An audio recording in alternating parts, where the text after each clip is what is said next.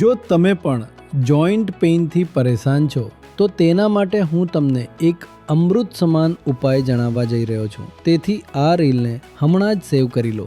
3 ગ્રામ મેથી પાવડર લો અને તેમાં 5 ગ્રામ સૂંઠ સૂકું આદુ પાવડર મિક્સ કરો. આ રીતે કુલ માત્રા 8 ગ્રામ થશે. હવે આ 8 ગ્રામને 4-4 ગ્રામ કરીને 2 ભાગમાં વહેંચી લો.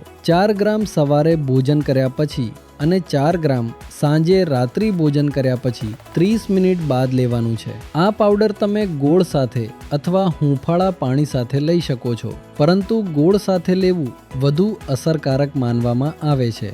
જો તમે આ ઉપાય સતત 7 દિવસ સુધી અપનાવો છો તો તમે તમારા તમામ સાંધાના દુખાવા અને શરીરની જકડાં સ્ટીફનેસમાં કેટલો ફેર પડે છે તે જાતે અનુભવશો.